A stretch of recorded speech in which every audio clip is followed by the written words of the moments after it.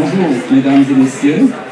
Merci pour l'invitation de faire cette conférence ici à Rabat. C'est après les vacances. Et je vais vous parler environ 1 heure, peut-être un peu plus. Ça dépend. Et après les questions de ce projet Solar Impulse. Vous voyez le titre. Et j'ai mis le titre un peu provocatif, voler avec seulement la lumière solaire.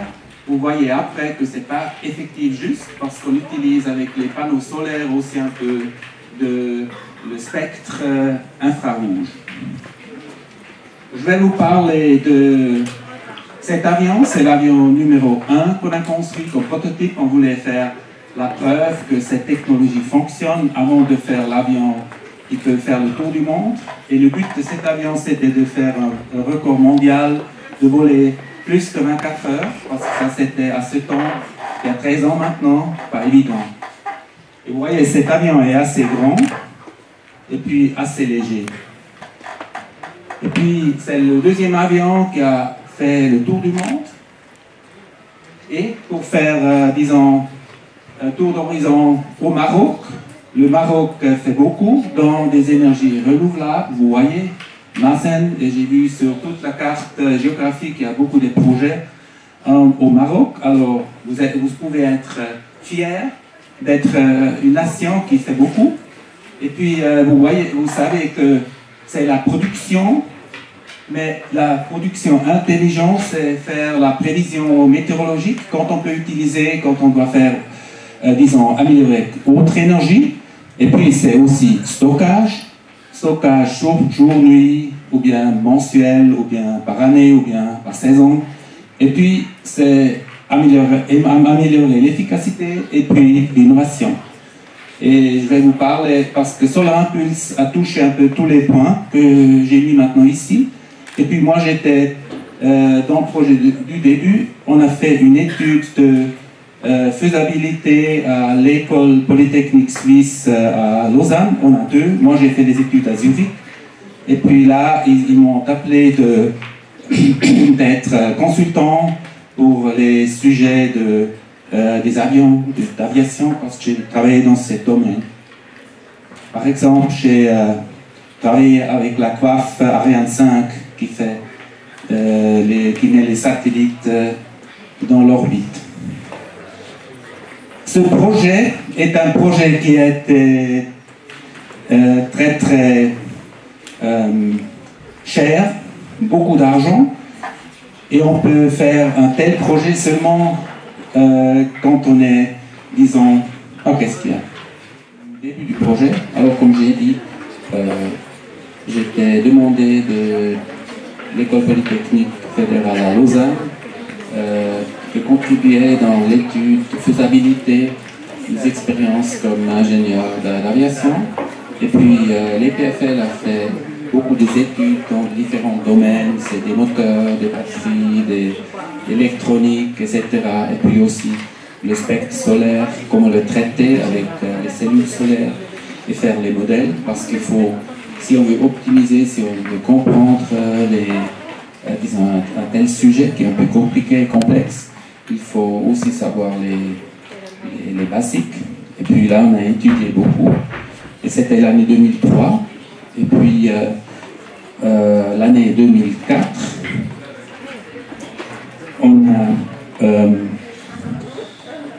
on a commencé de faire, disons, les pré-études du projet, de l'ingénierie, disons, du bureau d'études. Et puis, on a fait, disons, des petites études de... c'est ça. Marche.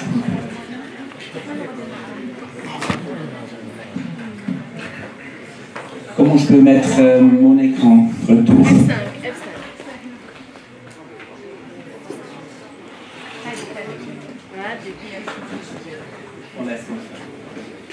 Oh, ça marche, c'est bien. Alors, je saute retour dans mes slides. Un tel projet coûte beaucoup. Quand on a commencé, on a pensé, on a, disons, peut-être un budget de 50-60 millions d'euros, parce que dans un autre projet que j'ai suivi, on a fait un prototype, on a pensé, ou bien on a calculé un prototype 10 millions, 20 millions, et puis ce projet, parce qu'il était beaucoup plus compliqué, on a pensé c'est plus, mais finalement, après les 13 ans qu'on a fait ce projet, maintenant c'était 150 millions d'euros, qui est beaucoup, et pour ça, il faut quelqu'un qui est connu, pour trouver des sponsors. Et Bertrand Piccard, quand il a fait le tour du monde en ballon en premier, avec son copain Brian Jones, vous voyez là l'atterrissage en Égypte, et là le décollage en Suisse, et puis la capsule au Washington, au fameux musée de Air and Space. Et lui, il est vraiment vendeur des idées, et puis lui, il avait la possibilité de trouver des sponsors, des entreprises qui ont dit c'est intéressant de faire un tel projet. Alors il faut beaucoup de sous et quelqu'un qui est bien connu. Le début, c'était de planifier la route, comment voler avec un avion solaire. Et puis Bertrand d'abord voulait faire un tour du monde comme le ballon, sans escale. Et puis ça c'était une durée de 25 jours. Pour un avion, pas de problème, mais pour les pilotes, parce que les pilotes, ils doivent vraiment vivre. C'est comme un habitacle, un tel avion, en ballon. Vous voyez, c'est une grande capsule pour disons, les 19 jours, et pour l'avion, c'était la même chose. Et puis, c'est très lourd, cette capsule. Alors, c'est pourquoi on a dit, on doit faire des escales. Et vous voyez ici, des idées, comment faire cette tour du monde. Décollage, on a dit pas mal dans la région de Dubaï, Abu Dhabi, parce qu'on peut comme ça traverser la région du mousson avant que le mousson vienne. Parce que ça c'est important. Le Himalaya ici bloque, disons la route, on a beaucoup de nuages, beaucoup des orages, et on devait trouver un endroit pour décoller un moment où on peut encore passer avant le mousson, et puis finalement être au Atlantique au milieu de l'été. Ça, c'était vraiment les débuts des planifications. Et puis, nous, on n'était pas les premiers de faire des vols solaires. Je vous montre ici quelques projets. Et j'avais la chance de connaître tous les ingénieurs, tous les innovateurs de ces projets personnellement. Paul McCready, un Américain, il est mort, il était très âgé déjà. Et puis, Eric Raymond, il a travaillé avec nous, Roche aussi. Moi, j'ai travaillé sur un avion planeur qui était, disons, un modèle qu'il a suivi, là, pour faire son avion solaire. Et puis, à Stuttgart, Freud Nitschmann avec Icaré. Et puis, Helios, c'était aussi de Paul McCready pour la NASA. C'était un avion sans pilote, c'était un avion automatique. Et il voulait essayer, la NASA, de faire, disons, une plateforme volant assez haut avec l'énergie solaire seule. Mais ça, ils ont, disons, abandonné ce projet parce que c'est vraiment difficile, c'est pas simple. Et voler jour et nuit, parce que ces avions, ils volent toujours seulement le jour, sans batterie. Les batteries, ils sont petits pour stabiliser le réseau à bord. Et ces avions, ils utilisent seulement, disons, la puissance directe. Et nous, pour nous, c'était vraiment une autre histoire, c'est un autre niveau. Et je vais vous, disons, expliquer quelques principes, peut-être vous les connaissez déjà, alors peut-être c'est une répétition pour vous, mais je fais le quand même, parce que c'est une université technique ici, alors peut-être c'est bon pour vous des connus, peut-être non. Ça c'est simple. Radiation solaire, puissance, ça c'est l'angle d'élévation, alors la position soleil vis-à-vis par rapport au niveau horizontal. Et puis vous voyez, il y a une dépendance d'altitude parce que l'atmosphère fait une absorption de puissance. J'ai mis les 6000 mètres parce que les 6000 mètres pour notre projet c'était une altitude moyenne pour faire les calculs un peu plus simplifiés, c'est pourquoi je l'utilise ici. Mais vous voyez la constante solaire dans l'espace, c'est 1367, il y a un peu plus, moins, c'est pas disons une constante parce que le soleil a une variation. Et vous voyez qu'au niveau mer, c'est moins que 1000. Et quand, parce que le jour, on n'a pas l'angle, mais on a les heures, et c'est plus ou moins proportionnel. C'est une courbe sinusoïdale, et vous voyez, on a, pour commencer, faire quelques positions géographiques typiques, et vous voyez que on a presque la même énergie moyenne ou bien totale du jour, mais on a disons, la longueur du jour est différente. Et ça veut dire pour stockage en batterie, ça c'est important. Si on a des gens comme au nord, chez les Français, chez les Allemands, des longs jours d'été, on doit moins stocker dans les batteries. Et à l'équateur, c'est plus ou moins 12 par 12 heures, on doit stocker beaucoup plus. Et pourquoi je vous ai dit que les autres qui ont fait des avions solaires étaient aussi là, mais nous, on devait faire un grand saut. Vous voyez, le grand saut, c'est... pour notre avion, on a vu qu'on doit, disons, calculer avec 360 watts par mètre carré moyen. Alors, si on veut voler 24 heures, ça c'est l'énergie par mètre carré. On a peut-être un peu plus, mais si on vole le jour, on a 2,2, un facteur, plus d'énergie. Ça veut dire faire un avion, ou bien une voiture, ou bien quoi que vous voulez. Ça c'est une grande différence. Et ça c'est la même chose si vous voulez vivre dans une ville avec l'énergie solaire, il faut faire stockage pour la nuit, parce que c'est 24 heures que les gens vivent. Et on peut aussi présenter toutes ces énergies, ces puissances par mètre carré dans une carte calendrier, des jours calendrier, et ici aussi la latitude, et puis différentes courbes.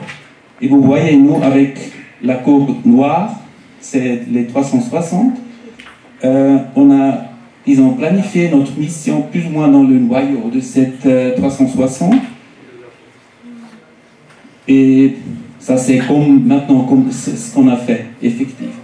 On était un peu hors de ce noyau parce qu'on pouvait faire des petites étapes de 20 heures à 24 heures pour commencer. Quand on a croisé l'océan Indien de Abu Dhabi direction Inde, c'était un vol de 20 heures.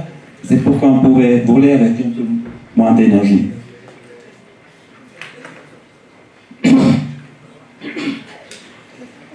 Pour un tel projet, pour nous c'était clair, il faut prendre des énergies ou bien des technologies connues, expérimentées. On ne pouvait pas faire quelque chose qui était hors disons, ou bien trop loin.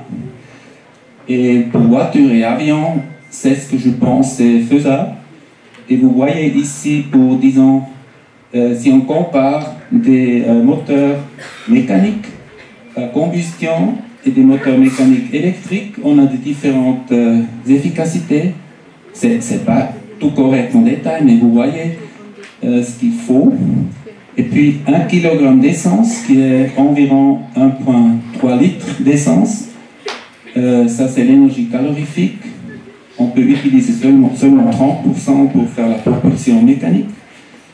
Et pour créer 1 litre, ou bien l'énergie d'1 litre avec un moteur électrique, il faut un jour 2,5 mètres carrés environ pour remplacer cette énergie. Alors ça, c'est les relations, disons, niveau énergie. Et ici, si vous voulez voir le stockage d'énergie pour aussi cette énergie mécanique, vous voyez que 1 kg d'essence est identique à 15 kg de batterie lithium polymère. Ça, c'est les batteries que vous avez dans vos portables, alors toutes nouvelles. Et pour les batteries au plomb, c'est un facteur de 130. C'est pourquoi on n'avait pas les avions et les automobiles il y a 20 ans. Parce qu'à ce temps, on avait passé les lithium polymères qui étaient, disons, expérimentés tous les jours. C'est pour vous, disons, présenter le problème aussi, voler aussi la nuit et voler avec les batteries. On avait, pour nous, pour le projet, on avait beaucoup de facteurs. Ce n'était pas des pourcentages, mais des facteurs à sauter. Et si vous prenez maintenant, c'est 360 watts par mètre carré. Avec la chaîne de propulsion, vous avez les efficacités de l'atmosphère, vous avez aussi des efficacités de surface de l'avion, parce que les panneaux solaires, on ne peut pas les mettre un à l'autre. Il y a toujours un peu, disons, un espace entre les deux. Et puis, on a l'efficacité des cellules qui est quand même 22%. Disons, un moteur combustion, quand on roule en ville, on a sur l'essence seulement 22-25%. Alors c'est pas mal, les panneaux solaires. Et puis après, on a, disons, tout ce qu'il faut. Finalement, pour, aussi avec stockage, parce qu'une partie d'énergie, il faut stocker pour la nuit, vous avez 56 watts par mètre carré environ à utiliser pour la propulsion, l'hélice moteur. C'est pas beaucoup, c'est une petite, disons, bulbe électrique pour faire la nuit. Et avec cette puissance spécifique, on peut calculer, ça c'est l'aérodynamique, une charge à l'air. Ça veut dire le poids de l'avion total divisé par la surface de l'aile. Et évidemment, sur cette côté-là, il faut un peu d'aérodynamique, il faut une efficacité d'un avion assez bon. Je ne vais pas en détail parce que je pense que ça va trop loin, mais quand même, vous voyez, c'est un avion qui est presque si bon comme un planeur. Ça, c'est lift over drag, ça veut dire portance en rapport de la traînée. Et si vous avez une portance traînée 32, ça veut dire que vous avez un angle de voler à 33. Alors ça, c'est une finesse assez plat. Mais ça, il faut pour notre avion un angle d'attaque assez haut. Parce que CL1 veut dire qu'on a un angle assez haut. On vole assez lent. Alors, si on prend ces charges à l'air, vous voyez dans notre projet, le premier avion, on avait finalement une charge à l'air de 8 et quelque chose, parce qu'on avait moins d'énergie par mètre carré, les cellules étaient un peu moins bonnes, et nous, on pouvait, disons, améliorer le placement des cellules panneaux sur la surface de l'avion. Ça nous a donné un peu plus. Finalement, pour l'avion numéro 2, on a déjà amélioré par 30% l'énergie et par 19% la charge à l'air. Alors ça, c'est 4 années de développement et d'innovation. Le problème est, cet avion n'est pas un avion, c'est un Delta. Alors, et vous pouvez imaginer qu'avec un tel avion, on n'a pas les efficacités qu'on voulait. Alors ça, c'était aussi une exigence. Je fais maintenant 2 chapitres de conception d'avion. Dimension, structure, aérodynamique, performance, et après les opérations. Le principe de dessin, vous voyez ici l'avion numéro 1, l'aile, quand il n'était pas encore couvert, la surface en bas. Le principe est basse vitesse, alors haut angle d'attaque, grande élongation et construction super léger. Vous voyez ici, vous pouvez imaginer que cette aile, plus que 60 mètres d'envergure, est vraiment léger, parce que vous voyez les nervures, le longeron est seulement au centre, et c'est, disons, pas solide, c'est des panneaux sandwich, des panneaux carbone, mais très très fins, vous voyez après. Et pour vous faire une image du taille de cet avion, vous voyez les personnes et l'avion et la piste de l'aéroport militaire Payerne en Suisse, il est grand cet avion, on le voit. Et pour faire la conception, c'était clair pour nous, il faut transporter cet avion à Abu Dhabi, et peut-être si on a un accident ou bien si on a quelque chose de rénover ou bien d'améliorer, il faut transporter retour en Suisse. Alors c'était important de trouver tous les moyens logistiques et les planifier. Et pour nous, c'était clair, il faut trouver ou bien prendre comme référence un avion avec beaucoup de concurrence. C'est le Jumbo.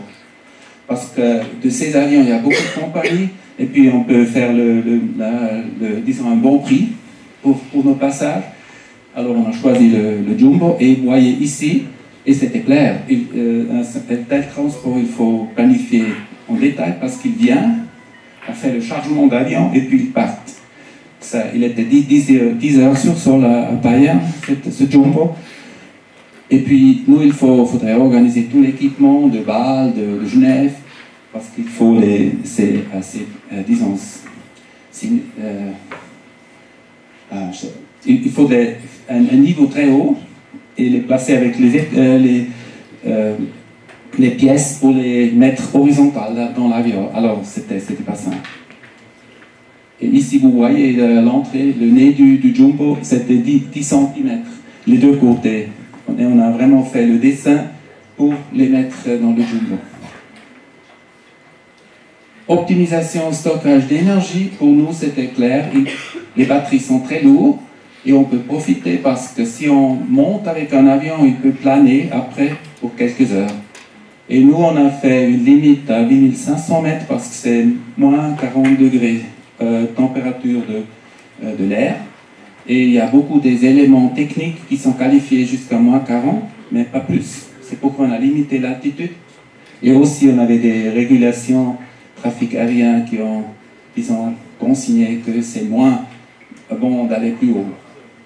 Et tout le monde peut voir que les gens, quand ils montent le Himalaya, ils peuvent monter jusqu'à 8000, 2500 à pied avec l'oxygène, et plus haut, c'est vraiment dangereux. Et la durée où on peut planifier, c'est maintenant un résultat des simulations, des premières simulations simples. On a fait des simulations après en détail. Et vous voyez, on monte en altitude et puis on plane en bas, c'est 4 heures. Et sur la carte énergétique, ça c'est le bleu, c'est le soleil, la puissance solaire. Rouge, c'est la puissance que vous consommez direct pour monter, alors voler plus monter. Et puis, vous voyez, la consommation des moteurs, ça va très bas parce qu'on tourne les hélices à un minimum. Et puis, ça donne les 4 heures ici. Et puis après, on utilise les batteries pour les horizontales pour, disons, double cette durée. Alors, on a, disons, un tiers en plane en bas et 2 tiers, c'est la batterie. Et c'est le poids qu'on gagne avec ça, c'est énorme pour un tel avion.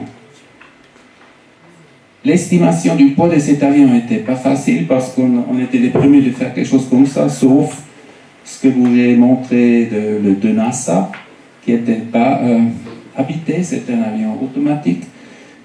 Moi, j'ai mis ici quelques planeurs et quelques autres projets des avions légers, des avions solaires. Et puis là, c'était l'avion qui était automatique. Et nous, on devait trouver une solution pour cette, disons, cette région pour l'avion numéro 1. Alors, pas simple, parce qu'on était dans le plan. Et j'ai choisi une approche, parce que j'avais beaucoup de discussions avec des professionnels qui ont fait des dessins pour des avions, ou des concepts des avions combat. Et là, on a des statistiques, nous n'avons pas. Et moi, j'ai dit, ce qu'on sait, c'est les poids de moteur, batterie, tout ça, poids de pilote, poids de l'eau qu'il doit prendre avec, etc. Aussi, fuselage n'était pas si difficile, le poids du fuselage. Et puis, j'ai dit, il faut trouver un optimum, ou bien j'espérais qu'on trouve un optimum pour l'aile. Et avec les gens à ce temps, avec mon team, on a décidé un avion de 0 à 100, c'était trop. On fait un avion proto et on a dit, on ose de faire un tel avion avec 60 mètres d'envergure. C'est pourquoi vous voyez, on a fixé l'envergure et on a après, disons, varié la surface. Ça veut dire l'aile va être, le profil va être plus grand, mais pas l'envergure.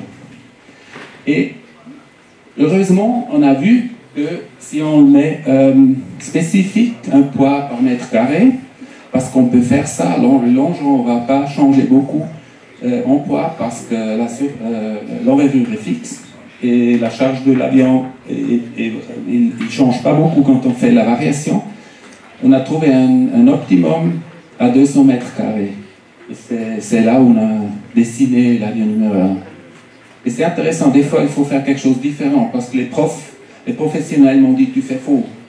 Mais j'ai dit non, c'est le seul chemin où on peut approcher ce projet. On a étudié beaucoup de différentes idées structurelles, mais c'était sûr, il faut faire 1,8 mètres kilo par mètre carré. Il faut trouver quelque chose pour cette donnée. On a dessiné avec, on a fait des dessins tridimensionnels avec CATIA 5, peut-être vous connaissez ce programme de Computer Aided Design, et puis on a calculé avec Nastran, avec le Pre- and Post-Process FIMAP, et vous voyez ici un output FIMAP, les charges pour le fuselage, c'est pour les charges de vol, les charges de l'atterrissage, décollage et disons crash load, ça veut dire si on fait un atterrissage qui fait un accident. Il y avait aussi autre chose pour ce projet, c'était aéroélasticité. C'est les vibrations structures qui sont excitées avec l'écoulement d'air. Et le Helios que je vous ai montré de NASA, finalement, disons, sorti l'enveloppe et puis il la pète et vous voyez le longeon est encore intact, pas cassé, mais tous les panneaux il y avait trop de pression interne et puis l'avion est pété comme une c'était comme un peu une matrace à air quand vous allez sur le mer qui a un trou et puis ça perd. Et j'ai un film des vibrations, mais je ne sais pas si je peux le faire. J'essaye avec l'écran. Ça, c'est le modèle, élément fini de l'avion numéro 1 pour faire l'aéroélasticité. Et on devait choisir ce chemin parce que si on a un modèle validé, on peut après disons, discuter ou bien certifier tous les changements au niveau théorique. On a fait des tests, des essais vibration pour corréler la réalité et le modèle, et après on pouvait faire toutes les modifications sur le niveau des modèles, des analyses. Et ça facilite beaucoup d'optimiser si on trouve un problème. Alors je vais vous montrer maintenant le petit film de cette modèle.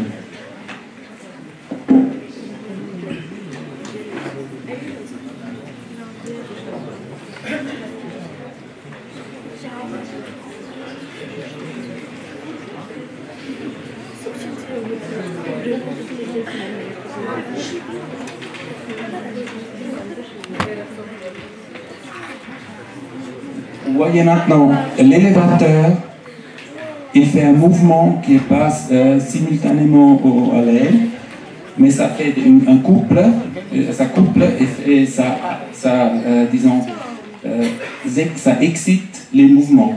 Et normalement, disons, la dérive ou bien l'élévateur, c'est le problème d'un avion.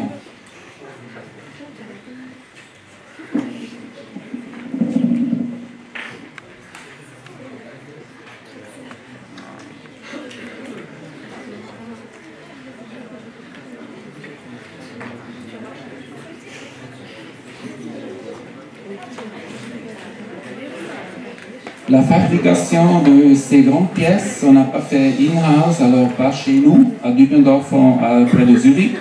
On avait des partenaires, on a aussi développé des technologies un peu spéciaux avec décision North CPT.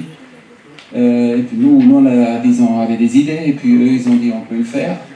Et puis vous voyez ici l'atelier à Lausanne de Décision. Décision, c'est le constructeur de voilier America's Cup qui a gagné une fois à Lingui. Mais c'était pas évident de prendre un constructeur des bateaux pour faire des avions, mais le chef était un ingénieur ancien de EPFL et lui il a dit on veut faire des autres choses, pas seulement les bateaux. Alors lui il était intéressé de faire des innovations. Et ici, comme je vous ai dit, la structure n'est pas solide, le caisson longeron, on a l'idée, oh, c'est grand, c'est lourd, mais c'est pas ça. C'est, disons, composé des sandwichs et des panneaux qui sont super légers. Les surfaces, vous voyez, c'était des épaisseurs de moins qu'1 millimètre, beaucoup moins.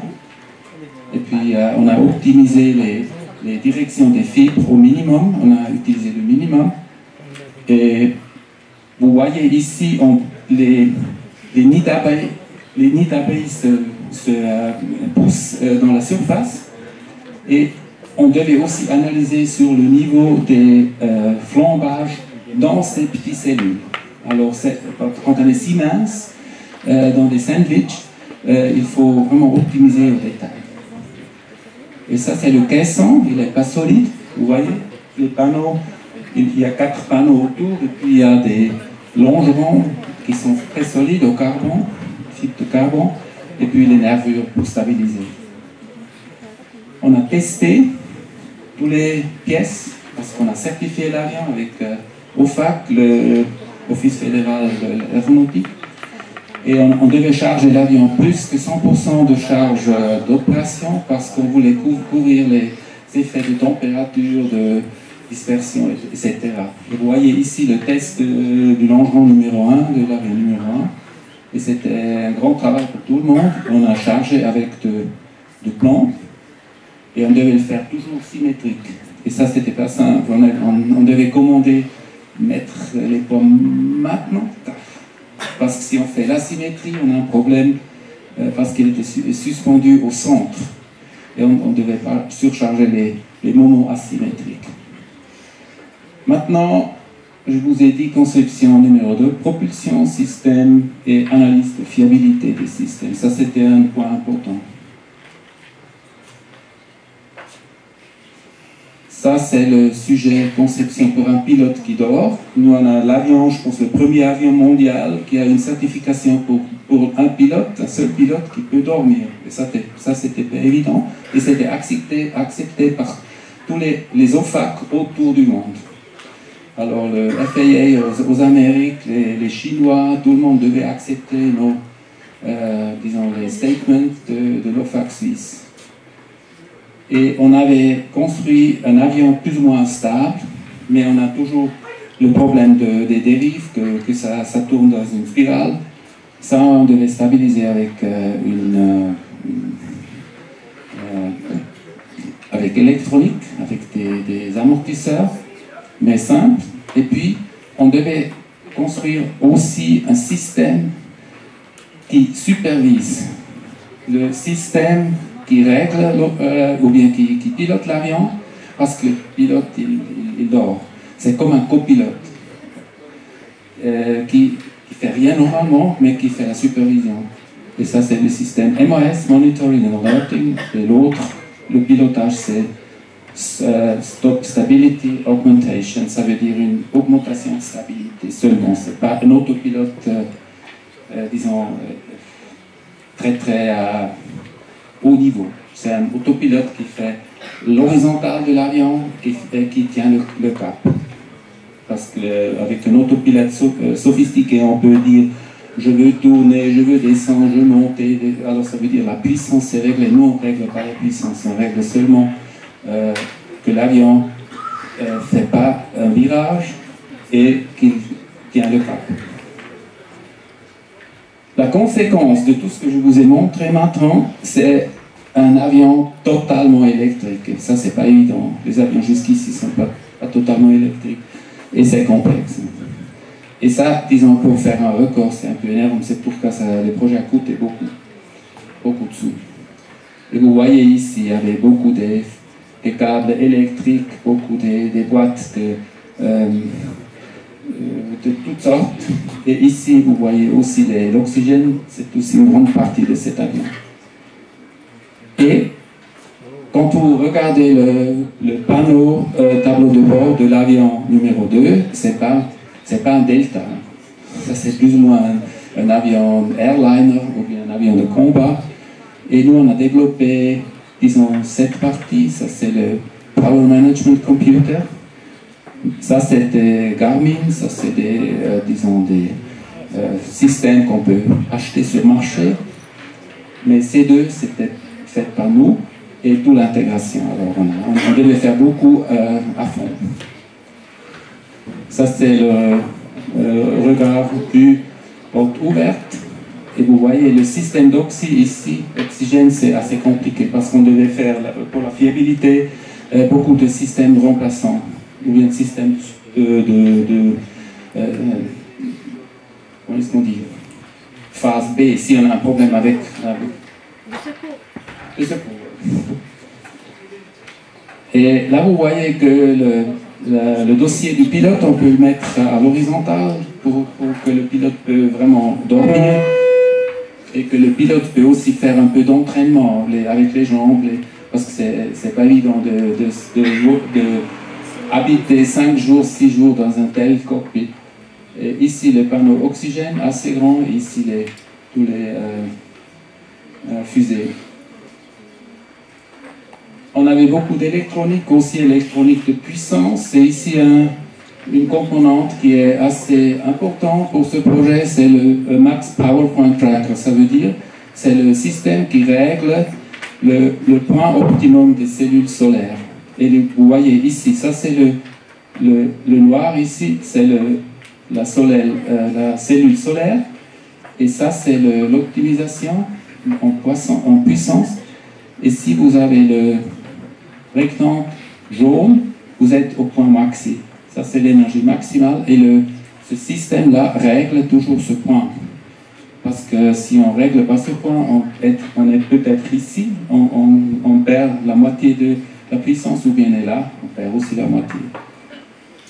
Et parce qu'on a une tension de 300 volts, c'est une électronique assez puissante.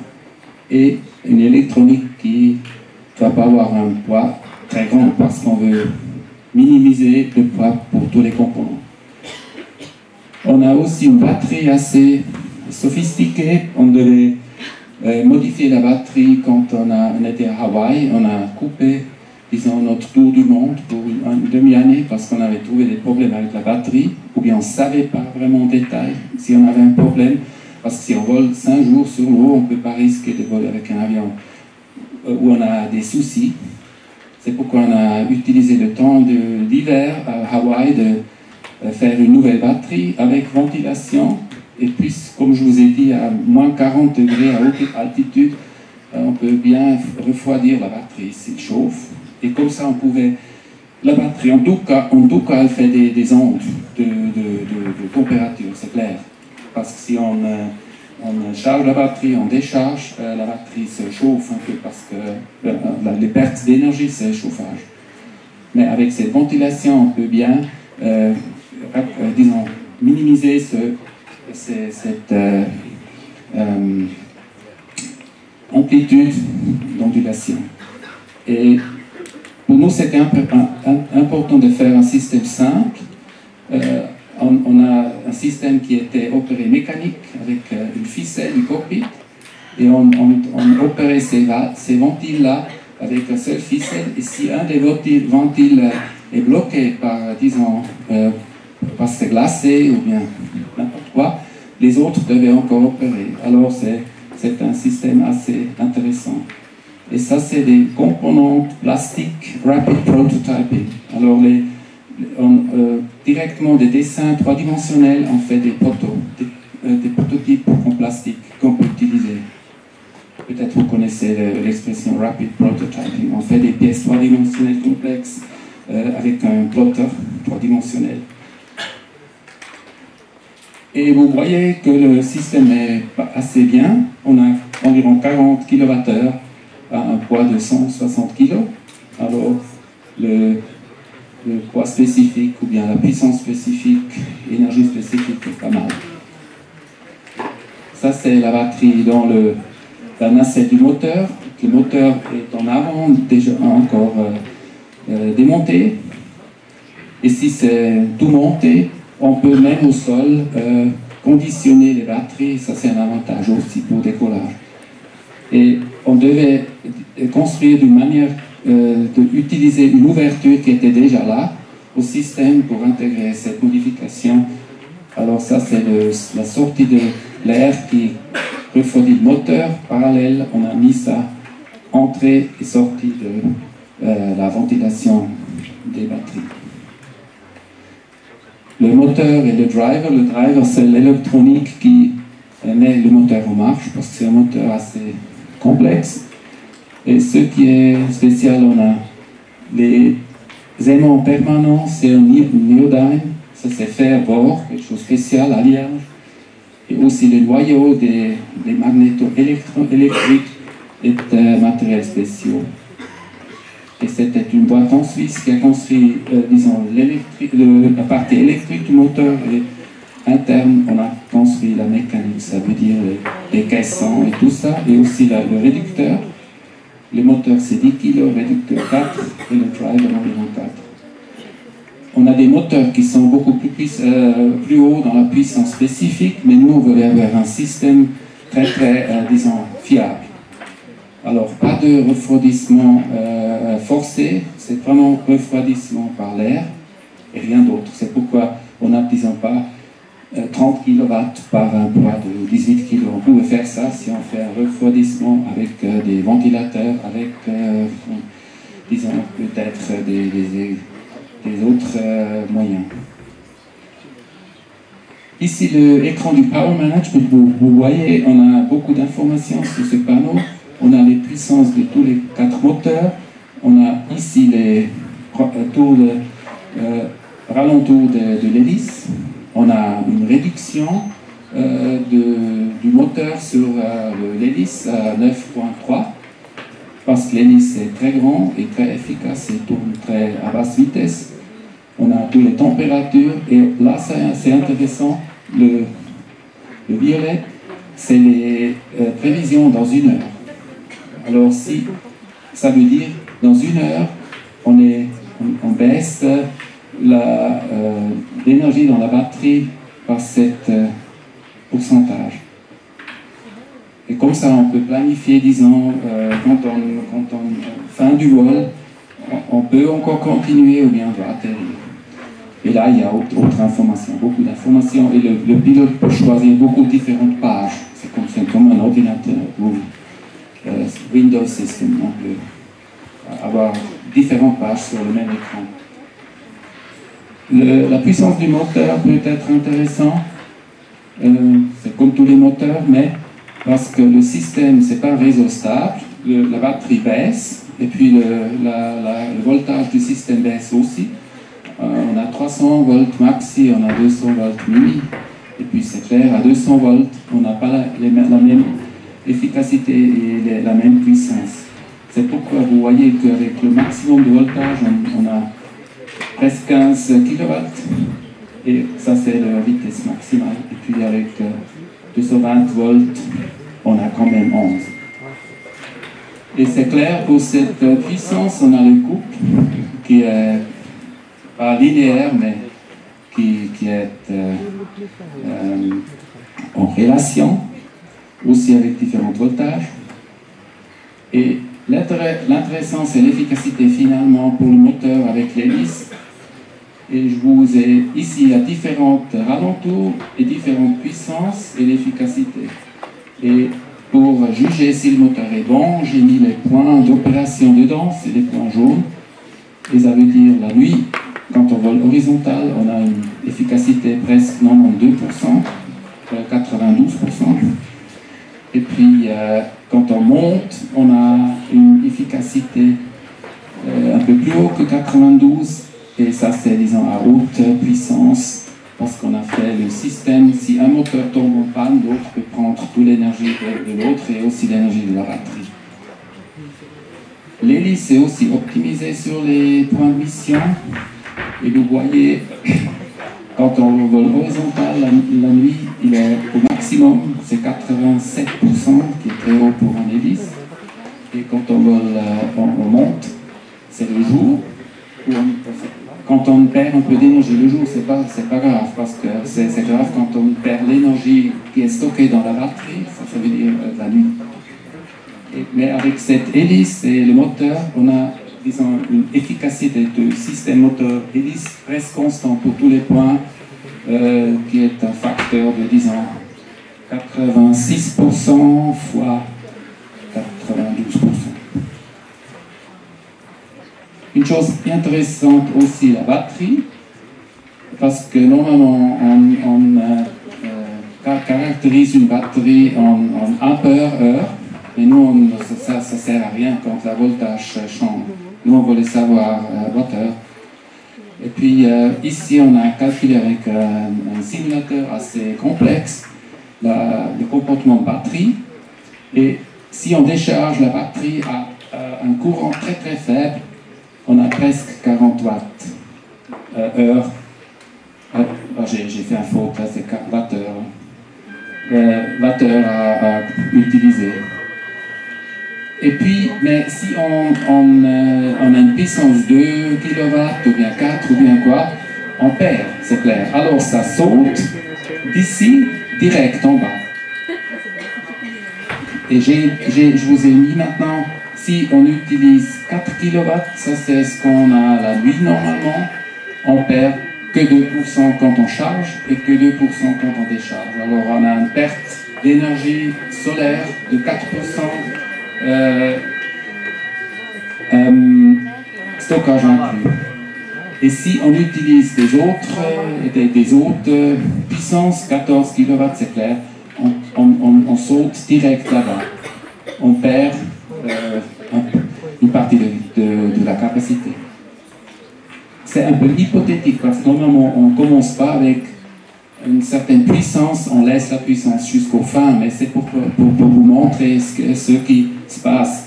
La batterie se décharge selon ce profil, et là ça devient critique parce que vous voyez, si vous allez un peu trop loin, vous passez par là et la dégradation des batteries commence, et puis après on ne peut plus la recharger. C'est pourquoi je pense qu'on avait aussi ces problèmes des portables qui ont pris feu.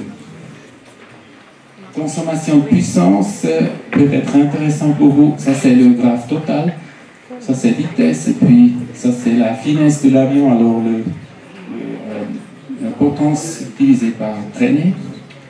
Et vous voyez, si vous êtes sur une des lignes, vous avez toujours les mêmes conditions. Ça veut dire vous avez la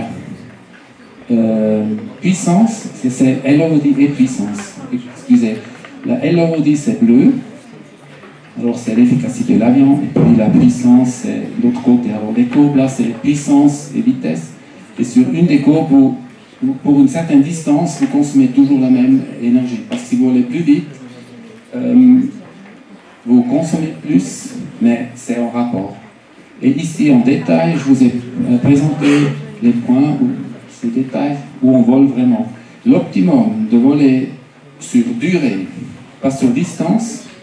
Alors si on veut rester dans l'air, le maximum des heures est là, en bas.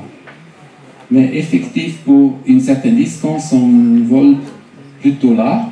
Mais vous voyez, la différence est très petite, c'est 4%. Et nous, parce que si on vole là, on est très proche à décrochage de l'air, du profil. C'était pourquoi je vous ai dit, on vole avec un angle d'attaque assez haut. Et on ne veut pas faire ça, c'est pourquoi nous, on a volé à 24 nœuds et plus. Et des fois, quand on avait un peu d'énergie supplémentaire, on a dit, ok, on peut augmenter la vitesse jusqu'à 28-30 nœuds. C'est faible, cette vitesse, pour des avions, c'est clair. Mais nous, on a toujours utilisé aussi le vent. Alors, c'est un ballon avec la capacité de faire un peu, de sortir un peu le profil du ballon. Ici, le choix de profil d'aile. Nous, on a un profil avec, disons, un décrochage assez gentil. Il y a des profils, ça c'est l'angle d'attaque, et ça c'est la portance qui monte.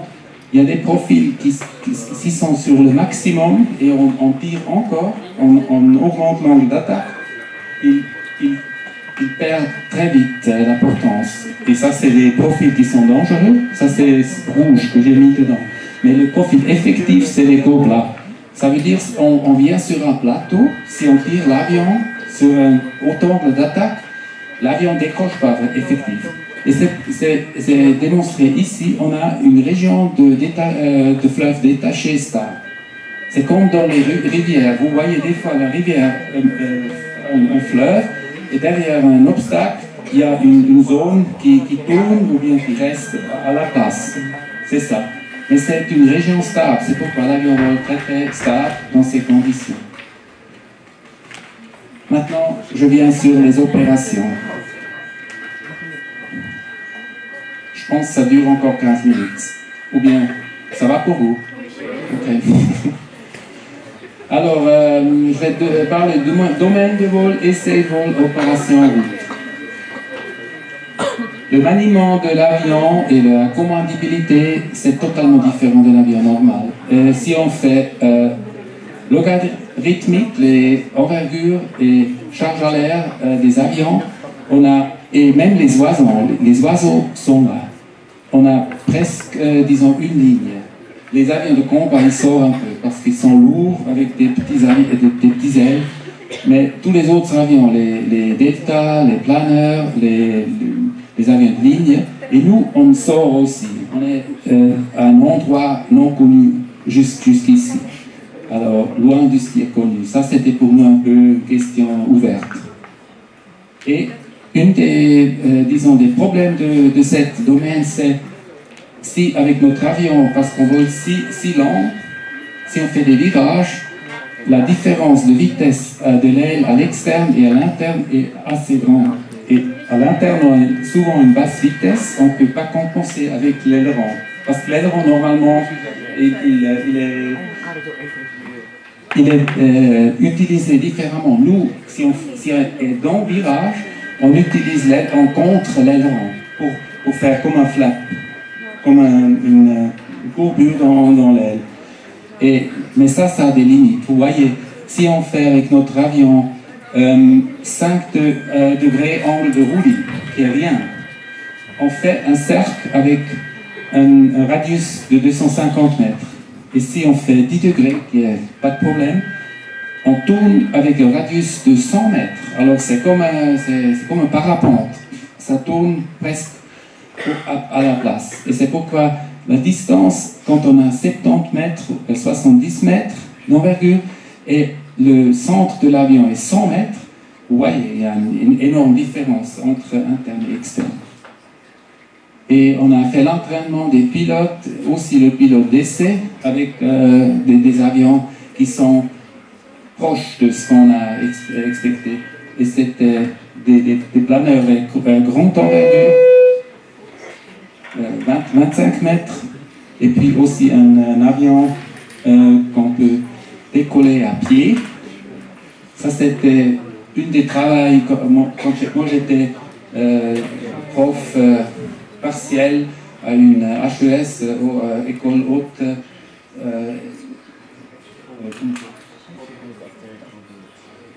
c'est une école technique en Suisse. Et puis un de mes étudiants, il voulait faire un avion un peu spécial, et puis j'ai posé la question, est-ce qu'on peut faire un avion qui décolle à pied? Et c'est le résultat. Il vole même en série, cet avion est produit en série. Et on a aussi fait l'entraînement avec un simulateur qu'on a construit nous, avec le comportement plus ou moins ce qu'on a pensé, parce qu'il faut calculer le comportement. Et le pilote d'essai a aussi fait l'entraînement avec, et puis il a dit après le premier vol de l'avion, il est très très proche, ça c'est bon. Et après on a fait l'entraînement des autres pilotes aussi avec le simulateur. Alors, le résultat de tout ça, finalement, en vol, c'est le numéro 1. Premier vol, avril 7 2010. Et puis on a commencé le projet 2003, cette année. 2 années peut-être c'était un peu des pré-études, mais après 5 années on a construit et puis fait toutes les études et l'avion a fonctionné.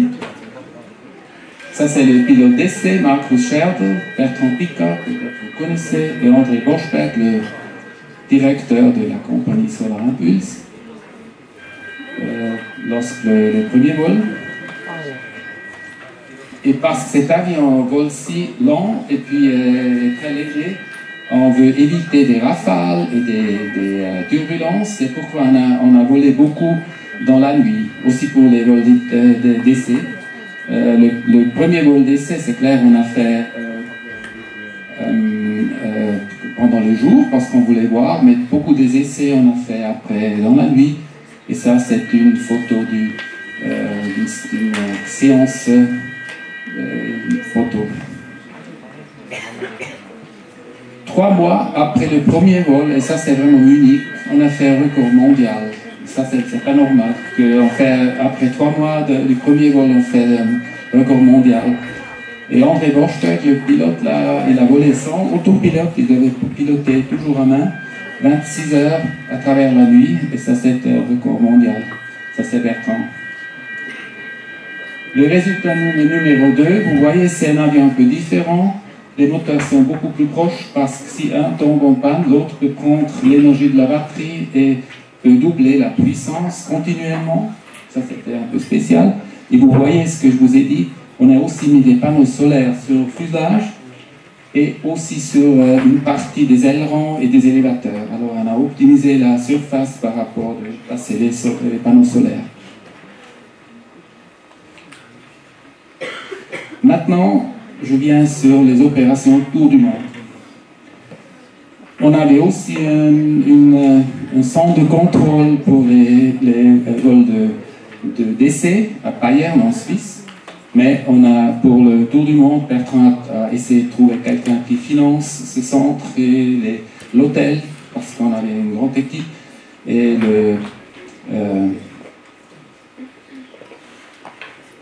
le prince de Monaco nous a offert ça et a dit je vous offre une salle et puis je vous offre il a pas offert l'hôtel, mais il a dit je paye une somme pour que vous puissiez rester dans l'hôtel. Et puis là vous voyez le centre de contrôle à Monaco, il y avait beaucoup de gens et beaucoup d'écrans.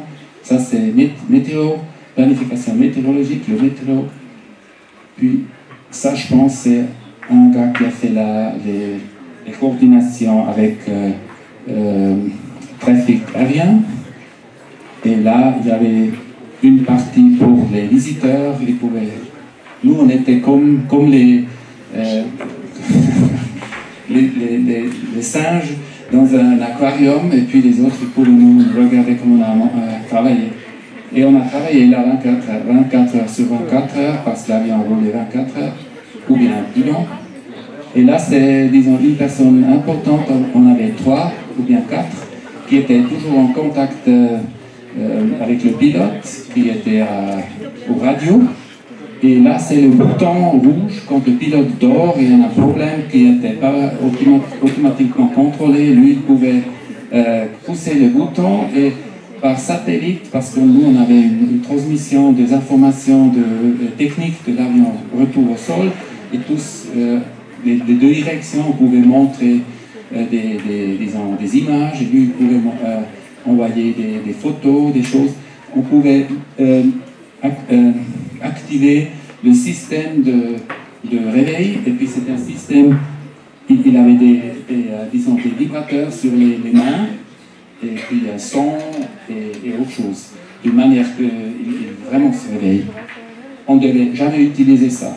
Ça c'est bien passé. Et vous voyez ici, le gars ici, il a presque les mêmes informations comme le pilote sur son dashboard, sur son panneau de contrôle. Et ce qui est important, je vous ai dit, quand on fait des énergies renouvelables, c'est la météo, nuages, vent, atmosphère, tout ça. Et ici, vous voyez une partie du vol Hawaii, Moffett, San Francisco. Et ici, l'avion, c'est la position de l'avion, c'est en prévision, c'est pas au réel, mais c'est de la prévision. On a dit que l'avion est proche dans les nuages. Et avant, disons, c'est dynamique, ce fenêtre sans nuages s'est déplacé. Alors nous, on a planifié avec le vent et avec le déplacement des cellules bleues du ciel. Et si vous regardez maintenant ce point-là, on est là. Ça, c'est des profils jour-nuit du début du vol. Là, on a décollé. Le bleu, c'est les latitudes. 3 jours et quelque chose. Et puis le vert, c'est la batterie, chargement des batteries, énergie batterie. Et vous voyez le jour ici, on avait les quelques nuages basses. Ça le rouge, c'est les batteries, les nuages. Sur cette côté, c'est altitude, sur cette côté, c'est énergie dans la batterie. Alors ça compte pour les verts, et ici, ça compte pour les nuages et pour le profil du vol bleu. Et ici, on avait des nuages en prévision. Et vous voyez, ici, ça c'est le profil de l'énergie solaire, ou bien de puissance solaire. Le rouge là-bas, c'est toujours ce qui est réserve. Mais vous voyez, ici, on a une petite réduction d'énergie aussi ici.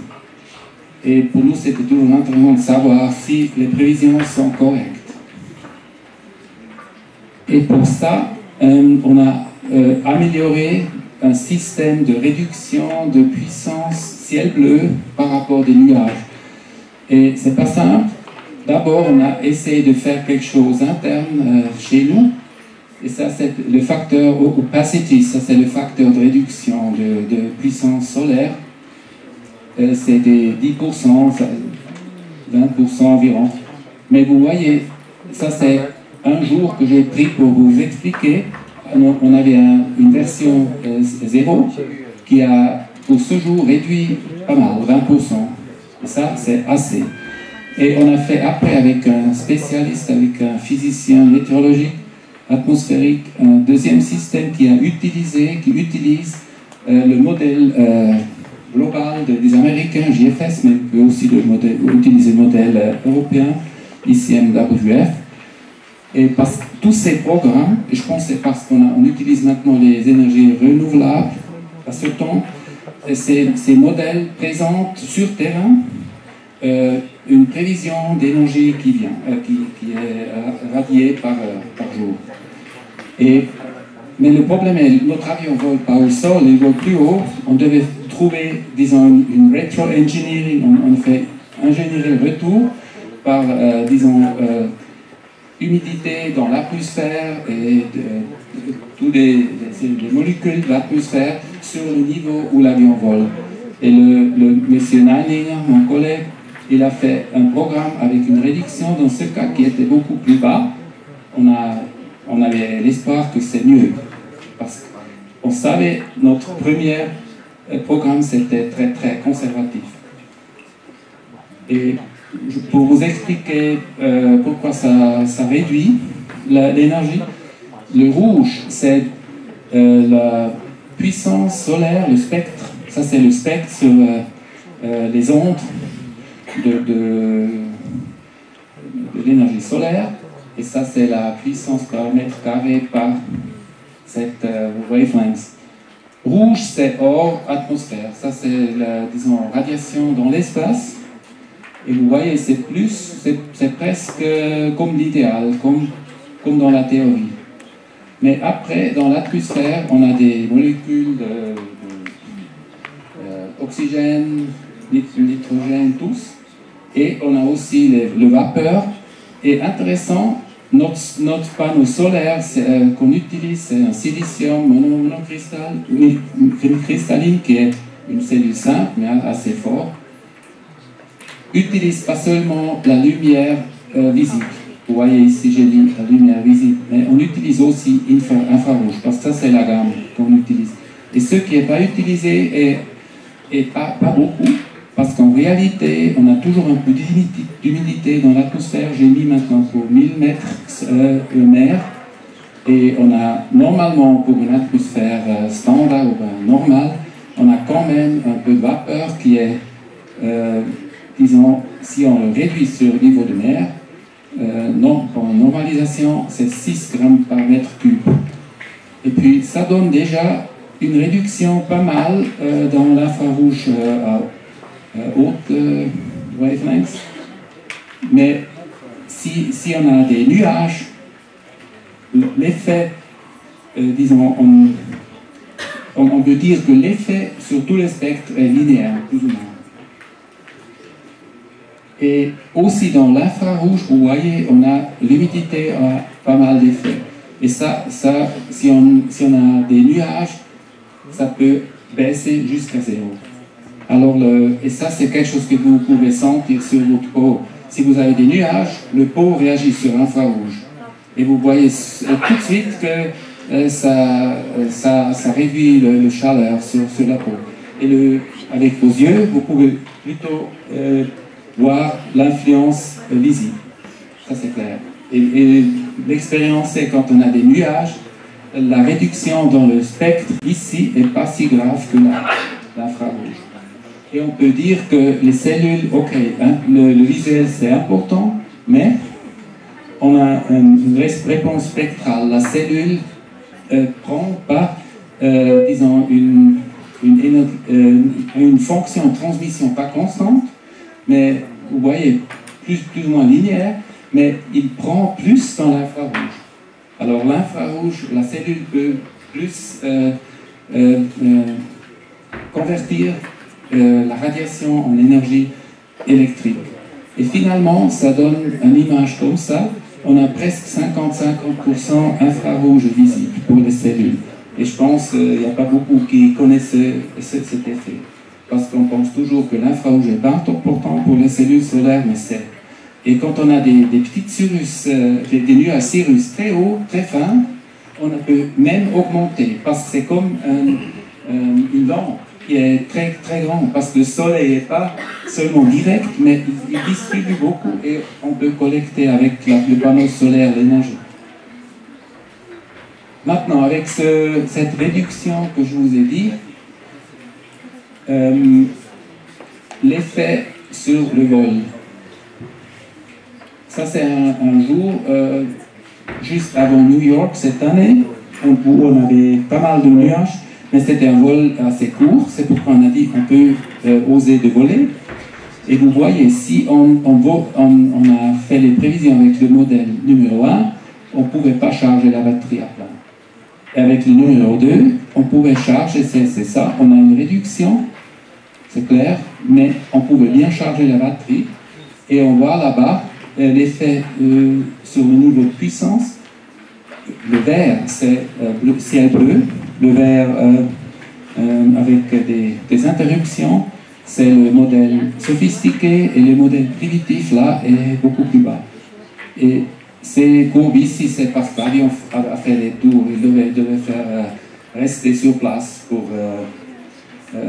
parce qu'il ne pouvait pas encore atterrir. Ça, c'était l'effet.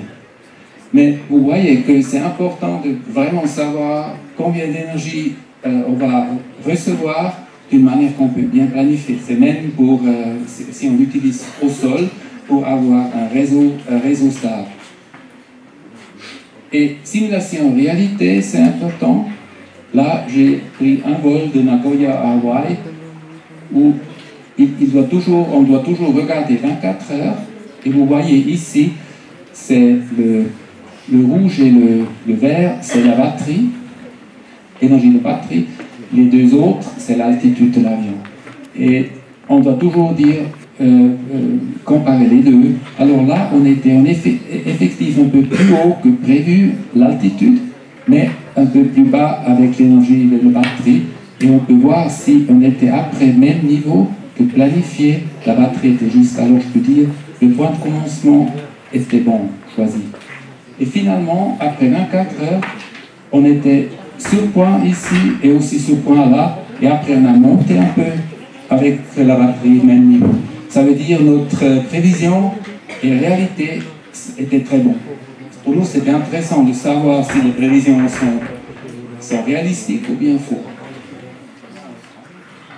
Finalement, l'année passée, André Borchbeck a fait un nouveau record mondial en durée. Avant, par le passé, c'était le record de Steve Fossett qui s'est tué un accident d'avion avec 76 heures. Et Borchbeck a poussé le record jusqu'à presque 118 heures. La distance n'est pas assez grande, c'est clair, parce qu'on ne vole pas très vite. Mais quand même, avec le vent, on a une vitesse moyenne. Et on a aussi fait des holdings, alors on a fait des tours à certaines positions pour attendre survoler des nuages ou des autres choses. C'est pas mal quand même. Avec le vent, on avait 71-71 km/h. Le risque de ce vol, parce que la fiabilité, on avait une donnée de OFAC, ils ont dit il ne faut pas perdre l'avion à un niveau, disons, la figure, c'est 1000. Alors, si on fait un vol 1000 fois, on peut perdre l'avion, mais ça c'est seulement technique. Et d'avoir une panne, c'était 1 à 100. Et ça, c'est bas. C'est le niveau spatial, le risque qu'on a pris avec cet avion. Parce que les avions de ligne que vous prenez quand vous allez à Europe ou bien aux États-Unis, c'est 1 à 10 fois, 10 à la puissance de 12 ou bien de 9. Alors c'est une petite chiffre de risque et nous on a un grand chiffre. Ça c'est une image de l'arrivée à Hawaï. Quand André est arrivé à Hawaï le matin, vous voyez il y avait des nuages. Et là, il est en bonne condition. Après 5 jours, il a l'état heureux et pas trop fatigué. Et c'est clair, pour un tel projet, il faut une équipe. Ce n'est pas une personne, ou bien 2 ou bien 3. Peut-être en commençant en petit team, mais il y a beaucoup de gens. Les pilotes, les 3 ici, et beaucoup de gens de l'opération, des gens de bureau d'études. Un grand team, c'est pourquoi le projet a coûté beaucoup, parce que 13 ans, avec un tel team, ça coûte. Et maintenant, je vous présente quelques images de cette aventure humaine et cette aventure technique aussi. Et j'espère que je pourrai vous donner aussi un peu du technique, pas seulement de l'aventure. Ça, c'est en Suisse, le Cervin. Le Bourget, on était invité pour présenter l'avion. On avait la chance de voler une fois parce qu'il y avait toujours de vent à Le Bourget. Et puis on pouvait juste voler une fois dans une semaine. Mais l'intérêt était assez grand. Et ici, ça vous connaissez, ça c'est Rabat. Quand on était là, on a fait un tour de Suisse à Ouarzazate pour aussi un peu aider à Marsden c'était un vol de promotion aussi pour Ouarzazate. Et ça c'était avant d'atterrir à Rabat. Ça c'est sur l'Atlas. Et parce qu'on a cassé un longeron de l'avion numéro 2 en test, on devait refaire, ça nous a coûté 1 an. Et notre management a pensé, on utilise le temps, on fait un tour à travers les États-Unis pour aussi apprendre comment voler avec les Américains. Avec l'avion numéro 1, était à San Francisco. Je pense que ça c'est génial cette photo, parce que souvent, si on est là, on a effectivement cette situation, on a ces nuages, et on a Golden Gate Bridge, et on a la ville qui est hors du brouillard. Et après, on a fait la dislocation à Abu Dhabi avec l'avion avec Jumbo pour commencer le tour du monde et faire quelques vols d'essai encore à Abu Dhabi. Et ça, c'est la grande noce. Elle est fabuleuse, j'étais dedans. Génial. Le tapis dans une pièce énorme. Énorme. Non, c'est fabuleux, c'est génial. Ça, c'est aussi Abu Dhabi. Et ça, c'est la situation pacifique. On doit imaginer le sentiment du pilote. On est jour après jour sur des nuages, sur l'océan, on ne peut pas atterrir, on ne peut pas avoir une panne. C'est comme quelque chose. Et ça, c'est quand pour le pilote, maintenant le soleil vient, j'ai l'énergie. Et le pilote d'essai a dit, spécial pour cet avion, c'est la vitesse très basse. On atterrit, on décolle avec une vitesse plus haute que optimum pour la croisière. Et c'est le seul avion où la jauge de puissance ou bien d'énergie monte quand on vole. Tous les autres avions, la jauge de l'énergie, disons l'essence, descend. Il y a quelque chose qui, dans ce projet, il y a des choses qui sont un peu différentes. Ça c'est encore Golden Gate avec numéro 2. New York, la nuit on a fait le tour de la Statue de Liberté. Encore les nuages, l'Atlantique, Bertrand Piccard fait ce vol. Et ça, je pense, c'est vraiment joli. Le Caire, les pyramides. Et si vous n'êtes pas ennuyé, déjà j'ai 2 petits films pour vous montrer, mais seulement si pour vous donner un peu l'impression comment l'avion fonctionne. En réalité, c'est bon? 5 minutes. Et après, si vous avez des questions, et sinon, très bien. Alors.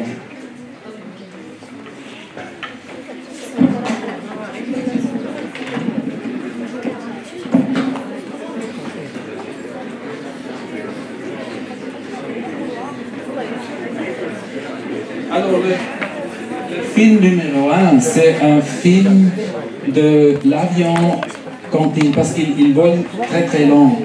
Et les atterrissages avec le vent à travers, c'est pas facile. On a construit un train d'atterrissage seulement central et le roue peut tourner dans la direction de la piste. Alors c'est un système passif, pas actif, mais un système assez intéressant, intelligent. Et l'avion peut atterrir avec le nez de l'avion, l'axe de l'avion 30 degrés hors piste. Alors la piste et l'avion fait un angle 30 et vous voyez, ça c'était l'atterrissage la plus difficile du pilote d'essai parce que c'était à la limite, on devait faire un vol d'essai à tout prix. Et puis on a dit ok, on peut prendre le risque et puis on a filmé cet atterrissage et vous entendez le clic-clic, des fois ça c'est des photographes qui ont pris des photos, c'est pas autre chose.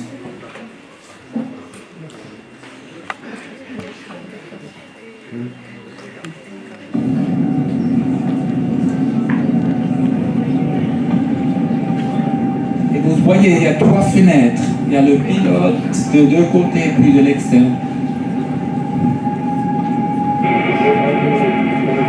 Et le pilote doit vraiment travailler, vous voyez, comme ça.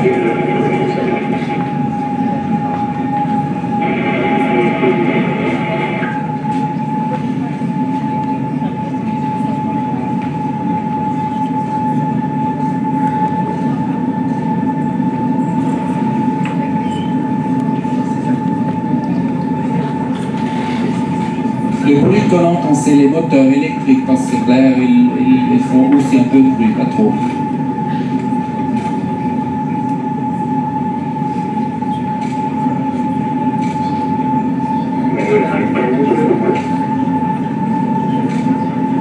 Les gens à côté de la piste, c'est les gens de fixer, arrêter l'avion quand il a freiné. Vous voyez maintenant les 30 degrés, hein, c'est pas évident.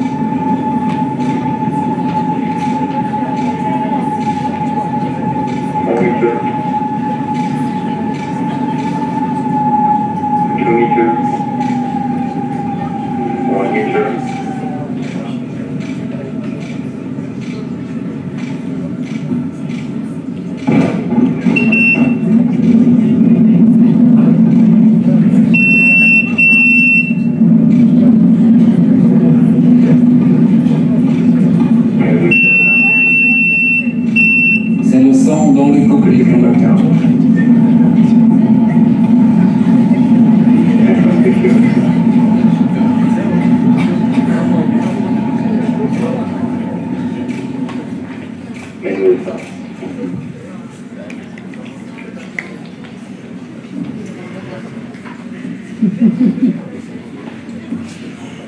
Okay, so that was good landing.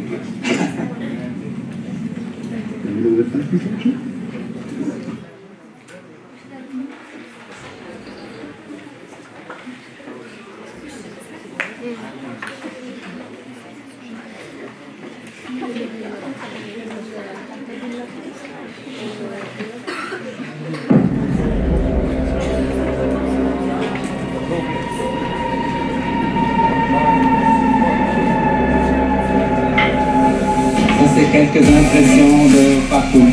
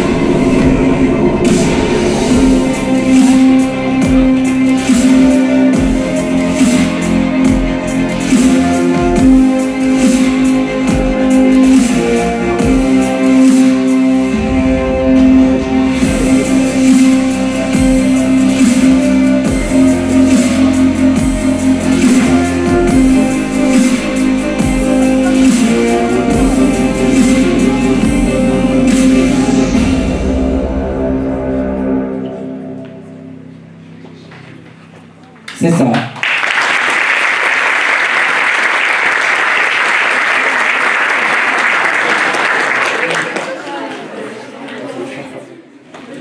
Alors, si vous avez des questions, je pense qu'on a encore quelques minutes. Et excusez que c'est un peu trop long peut-être, mais c'est un grand projet.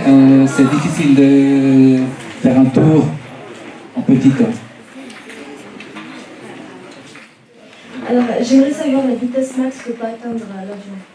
La vitesse? Maximum. Ah, ok. Alors, l'avion était construit pour une vitesse minimum de 21 nœuds, c'est environ 40 km/h. Et puis la vitesse maximum, c'est... attendez un moment, c'est 95 km. C'est 45 nœuds, 49 nœuds. Et la charge, disons, pour la structure, l'accélération verticale, Z, pour dimensionner l'aile, c'était environ 3,5 G pour des rafales, pour des manœuvres.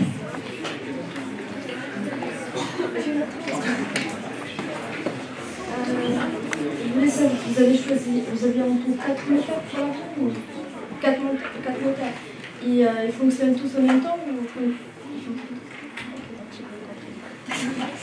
Oui, pour l'avion numéro 1, vous avez vu, les moteurs étaient un peu à l'extrémité, les uns et les autres à l'interne.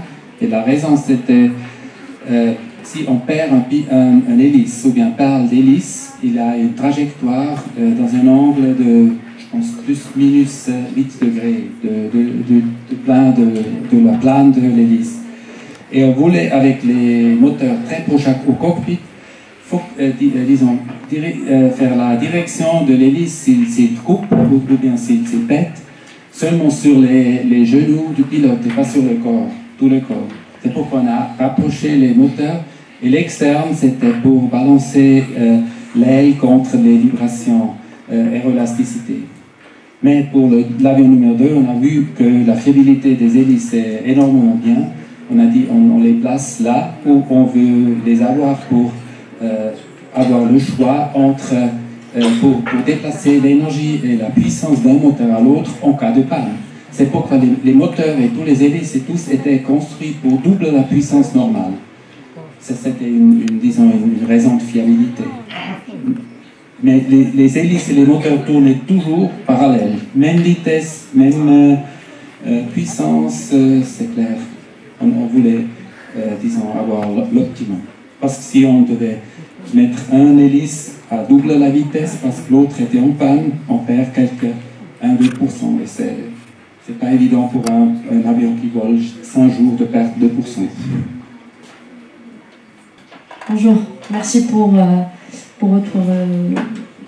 la présentation d'un Solar Impulse. S'il vous plaît, je voudrais connaître le prix de l'avion, le prix de revient. Alors, le prix de reconstruire l'avion, tout était, disons, les études sont faites seulement de construire, encore une fois. Je pense 10 millions environ. Euros ou bien dollars, ouais. Environ. Je pense entre plus proche à 10 millions qu'à 5 millions. Mais disons, seulement une reproduction, ce qu'on a fait déjà. Okay. Parce que les matériaux qu'on a utilisés, on a utilisé des fibres de carbone, haute modulus et très fin, et on a utilisé technologie vraiment plutôt pour l'espace que pour tous les jours. Mais l'idée du projet était vraiment de faire promotion des énergies renouvelables et de démontrer tout autour du monde. Je pense que c'est bien de faire beaucoup d'atterrissages à différentes positions, de dire on peut le faire. Et on peut en plus faire pour, disons, tous les jours, utiliser sur les toits pour chauffer, pour avoir la lumière interne dans les maisons. Ça, c'était l'idée du projet. Un peu aventure humaine et aussi aventure technique. Autre question? Est-ce que cet avion peut dans l'avenir, transporter plusieurs passagers? Ça veut dire avoir un volume plus grand? Quand on a fait le concept avion, on a pensé peut-être, après on a atterri maintenant fin juillet à Abu Dhabi. Le projet est fini, on n'a pas plus de sous. Mes copains sont encore... ils sont payés encore jusqu'à fin d'année, mais après on ne sait pas quoi faire parce qu'on n'a plus de sous. On a pensé peut-être on va utiliser l'avion pour faire des transports ou faire des vols de plaisance pour des gens qui veulent expérimenter un avion solaire. Et on peut, au lieu de l'oxygène en arrière et du siège, du dossier qu'on peut mettre à la horizontale, on pouvait mettre un deuxième siège. L'avion peut bien porter pour des petits vols, disons 2 personnes. Parce que la batterie, si on ne vole pas solaire, la batterie, si on vole horizontal, on peut voler 10 heures sur batterie. La batterie assez, parce qu'on a 40 000 ou bien 40 kWh et on utilise 4 par moteur, par batterie. Alors vous pouvez faire ça, mais je ne sais pas parce que le fin de projet est allé si vite maintenant. Tout le monde était un peu pris sur le pied gauche. Merci encore pour cette présentation très instructive. Je voudrais juste savoir combien de personnes ont été mobilisées pour la réalisation de ce projet. Ça veut dire les personnes internes dans le team. L'équipe. Alors l'équipe, disons, ingénierie, bureau d'études, construction, je pense qu'on était au maximum avec, disons, des consultants, on était entre 30 et 40. Et c'était plus ou moins tous au niveau ingénieur, même les gens qui ont fait les dessins. Et puis dans la production de l'avion, on était au maximum aussi 30. Mais la compagnie Décision nous a fourni des travailleurs très expérimentés pour une courte période. On a, disons, fait l'assemblage de l'avion, tous les détails que je vous ai montrés au premier slide, avec l'aile qui était ouverte, c'était à Dübendorf, près de Zurich, où nous on avait le bureau d'études. Mais disons, l'équipage que je vous ai montré sur ces slides, je pense que c'était 60 personnes environ. Ce n'était pas le total parce que l'opération avait des gens. Je pense au maximum, on avait 100 personnes, mais c'était seulement le maximum. Et une année avant, après, on était moins. Et disons, les coûts du projet étaient vraiment des coûts de salaire. Disons, le matériel, l'avion, de faire 2 avions, c'était peut-être 20 millions, et le reste, il y a 30 millions, et le reste, c'était les salaires des gens. Et promotion, télévision, parce qu'on avait beaucoup de... Peut-être vous avez regardé le web TV de Solar Impulse. On avait une grande équipe qui a fait la promotion du projet avec une émission sur web qui était toujours live quand on a volé. Quelle est la plus grande difficulté que vous avez rencontrée durant ce projet? Il y avait différentes difficultés, mais je pense que le challenge en Amérique, c'était vraiment d'imaginer que c'est faisable. Quand on a commencé, on était une petite équipe, moi j'étais un des premiers avec Bertrand et André, c'était vraiment à ce point de dire, on pense que ça va être possible dans 5 ans, ça c'est faisable. Et puis après, on avait beaucoup de problèmes. C'est clair, finalement, un des grands problèmes, c'était la fiabilité, parce que l'OFAC a dit on ne veut pas mettre en danger les tiers parties tiers.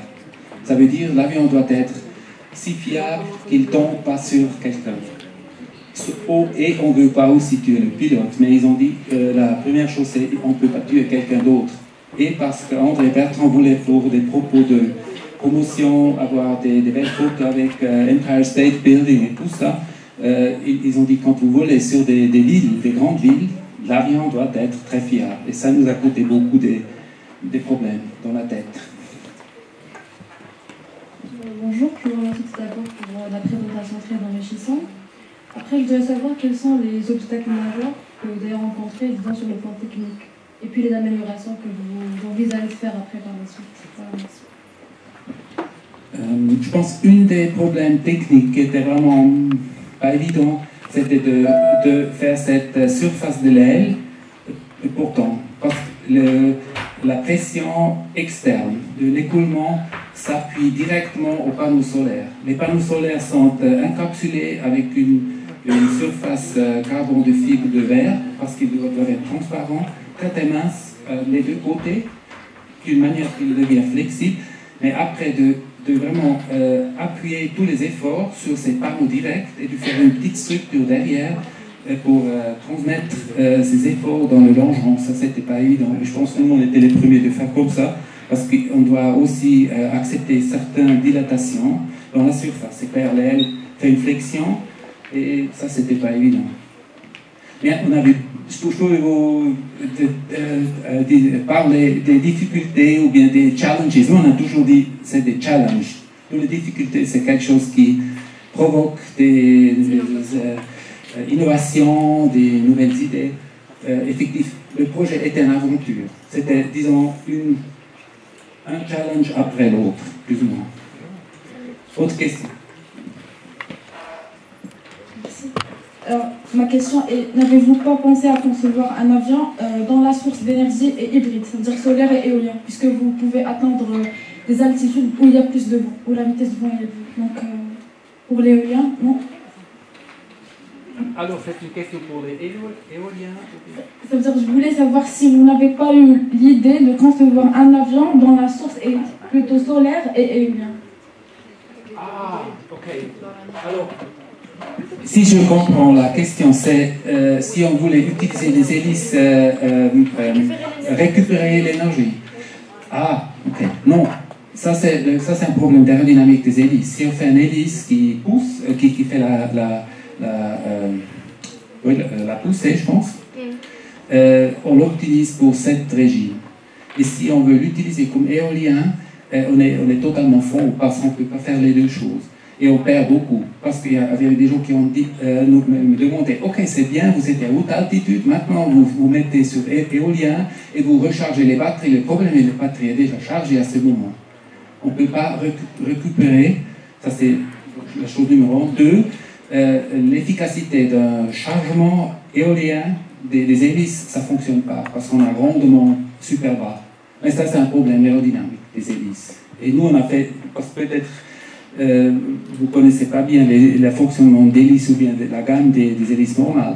Les hélices pour des avions petites, Piper, Cessna, des petits avions que vous voulez 4 places, on a une efficacité d'hélice de 90%.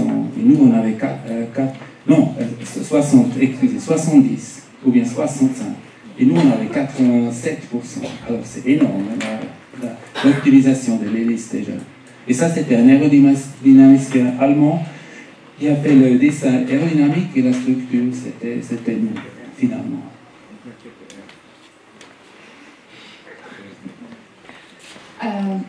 D'abord, je vous remercie pour votre projet. Et je voudrais savoir l'indépendance de l'avion, c'est-à-dire dans les mauvaises conditions météorologiques. Pour combien de temps on peut continuer à voler avec l'avion et avec quelle vitesse? Alors, si la météo détérioration de météo énorme, on ne pouvait pas survivre. C'est pourquoi nous, on devait choisir avec les météorologues des conditions en prévision 5 jours en avant favorables. Et nous, on pouvait accepter quelques nuages, c'est clair. On avait toujours un peu d'espace, mais si on perd sur 24 heures toujours 5% efficacité de la collection de puissance énergétique, on ne pouvait pas faire les 24 heures. Alors on était vraiment à la limite avec ce projet. Et si la batterie est pleine, la nuit, pas de problème. Le jour était important. On devait faire l'altitude une fois, avoir la possibilité de monter à 1500 et le soir, quand le soleil se couche, être à cette altitude vraiment, alors le dernier moment du jour, et puis avoir les batteries pleines. Et si ça ne fonctionne pas, on pouvait peut-être accepter d'avoir une altitude 500 mètres moins haut, mais la batterie devait être pleine. Sinon, et la nuit, on pouvait avoir des nuages, n'importe quoi, pas de problème. Alors on avait toujours la chance, avec la météo, de jouer un peu, de survoler les conditions difficiles, solaires, la nuit. C'est pourquoi vous avez vu que l'avion tourne et fait des zigzags dans la courbe. On était à l'attente jusqu'à ce que le bon moment était là pour traverser les nuages la nuit. Alors, c'est pourquoi j'ai dit aussi pour Maasen et autres, si on veut avoir un réseau sur sol pour une ville star, il faut faire ça. Il faut savoir quand est-ce qu'on a l'énergie et quand est-ce qu'on n'a pas. Parce que peut-être on doit mettre une station de gaz supplémentaire pour faire 2-3 heures de compensation. Et je pense que ça c'est l'intéressant pour le futur, d'être intelligent, d'utiliser tous au maximum. Et le solaire est là, et le vent est là quand il est là. Et on peut faire le stockage, et puis je pense que ça c'est intéressant. C'est quelque chose pour vous, pour le futur. Vous avez dit que vous avez mis une couche de fibre de carbone sur les panneaux en raison des contraintes mécaniques. Est-ce que ça n'influence pas l'efficacité ou bien le rendement des panneaux photovoltaïques, les panneaux solaires? La question est que les litres de carbone baissent ou bien augmentent. Est-ce que ça n'influence pas le rendement? Ah, non, non, non. Oui, ça on a aussi étudié. Est-ce qu'on a des problèmes proximité de carbone avec les panneaux solaires? Non. Mais on n'avait pas, mais on a étudié si on a un problème de ionisation des panneaux solaires. Parce que si on vole, l'écoulement d'air peut faire des ionisations et peut-être baisser l'efficacité. Ce n'était pas le cas. Et parce que notre structure était, disons, l'interne de l'aile était aussi avec l'air. Et on avait un petit écoulement d'air interne dans l'aile, et ça refroidit aussi les panneaux solaires de derrière. Alors les panneaux solaires étaient toujours à une basse température, et ça c'est bon pour le fonctionnement des panneaux solaires. Si les panneaux solaires sont chauds, ils baissent l'efficacité. Il y a un vrai exemple de motivation. Je suis ravi aujourd'hui d'écouter M. Frey sur ce projet-là qui a duré 13 ans quand même. Donc c'est un défi à relever, de l'idée à la constitution d'une vraie équipe, qu'on peut dire 60 personnes, avec bien sûr une relation humaine très forte, parce que pour réussir ce projet, on a besoin bien sûr de cette relation humaine très forte, avec tous les problèmes d'expertise technique et tout. C'est pas évident, c'est pas facile, parce qu'il y a des vies derrière tout ça. Donc, comme j'ai dit, de ce défi à la réalisation, à la réussite du projet, parce que le projet maintenant, il a réussi, et l'avion, bien sûr, il va pouvoir probablement rentabiliser, bien sûr,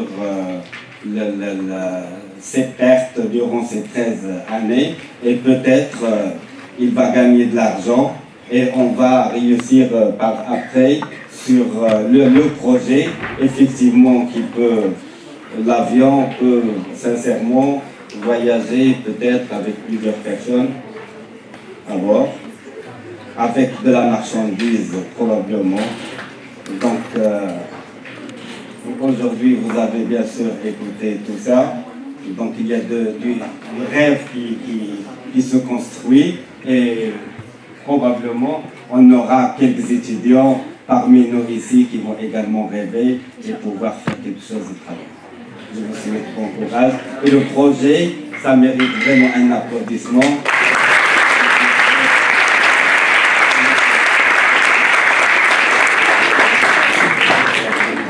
Peut-être un dernier mot pour le futur.